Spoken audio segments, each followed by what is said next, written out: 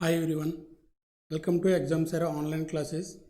In this session, we discuss reasoning quiz explanation. Reasoning quiz explanation. Quiz number is 100720.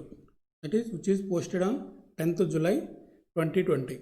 Okay, move on to question number 1.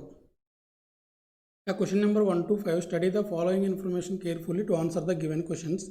There are 7 boxes which are A, B, C, D, E, F and G are placed one above the other, but not necessarily in the same order. Okay, 7 boxes unnadu, one above the other పెట్టారంట 7 boxes అన్నమాట. So first of all మన 7 boxes ఎలా place చేశారో చూద్దాం. 7, 6, 5, 4, 3, 2, 1.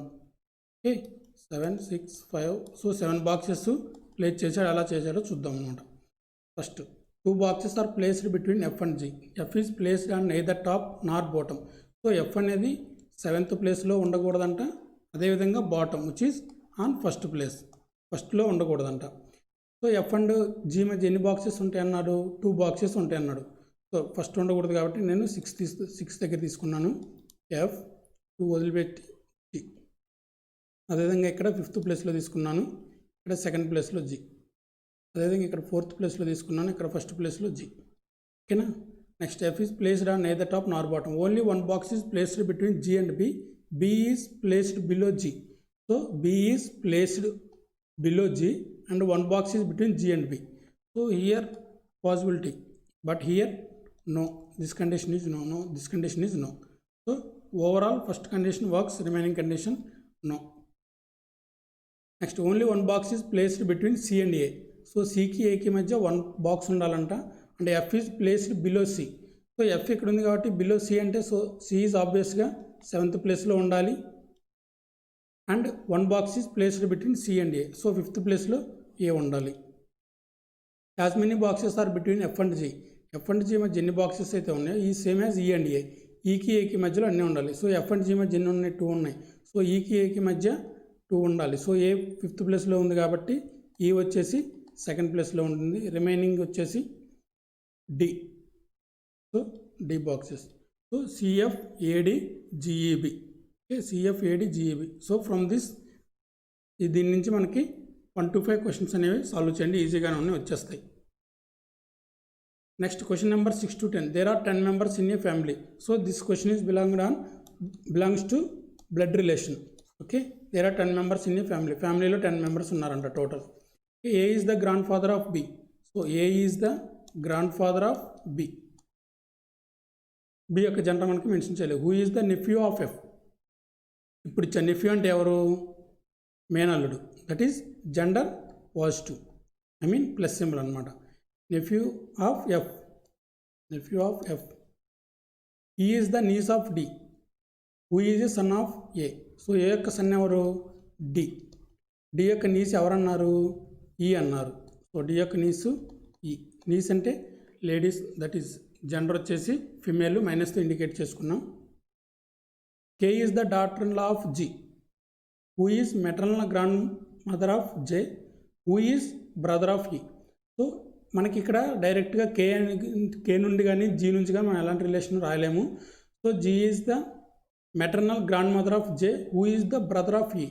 Who అంటే ఎవరు? J. J is the brother of E and G is the maternal grand mother of J. Maternal grand mother. ఇక్కడ F యొక్క జెండర్ మనం మెన్షన్ చేయలేదు కాబట్టి మనం చెప్పలేం. A has 1 son and 1 daughter. So A has 1 son D and 1 daughter F. So ఆబ్వియస్గా జే యొక్క maternal grand mother అంటే ఎవరు అవుతారు? ఏకి వైఫ్ అవుతారు. ఎవరు వాళ్ళు? G, female. K is the daughter in law of G. Daughter in అంటే ఎవరు? డి యొక్క wife. K is the daughter in law of D. Next H is the son of K. H is the son of K. So B and H are ఏమవుతారు? Brothers అవుతారు. B and H are ఏమవుతారు? Brothers. H is the son of K and J is the child of C. J is the child of C. So ఆబ్వియస్గా C ఏమవుతారు? J యొక్క father అవుతారు. So this is the blood relation. ఈ blood రిలేషన్స్ని base చేసుకొని 6 to 10 questions అనేవి solve చేయొచ్చు. So చేసేయండి, ఈజీగా ఉంటాయి. ఓకే, ఈ పజిల్స్ అనేవి మనకి ఐబీపీఎస్, ఆర్ఆర్బీ క్లర్క్ ప్రిలిమ్స్ కానీ, పీఓ ప్రిలిమ్స్ కానీ ఈ లెవెల్లోనే ఉంటాయి. సో ఈ లెవెల్ని మించి ఎక్కువ లెవెల్కి వెళ్ళరు. సో ప్రాక్టీస్ ఎక్కువ కనుక చేస్తే PO prelims IPS RRB PO ప్రిలిమ్స్లో కానీ క్లర్క్ ప్రిలిమ్స్లో కానీ అవుట్ ఆఫ్ 40కి మినిమం 35 మార్క్స్ రీజనింగ్లో ఈజీగా గెయిన్ చేసుకోవచ్చు. ఓకే, దీనికి కావాల్సింది ఏంటంటే ఫస్ట్ ఆఫ్ ఆల్ ప్రాక్టీస్ కావాలి. ఫర్ మోర్ క్విజెస్ మీరు ప్రాక్టీస్ చేయాలనుకుంటే ఎక్కువ కనుక క్విజెస్ మీరు ఎక్కువ ప్రాక్టీస్ చేయాలనుకుంటే visit examsera.in which always provides quizzes based on arithmetic, reasoning and English and also current affairs. Current affairs is also one of the major role in competitive exams because from general awareness contains banking awareness.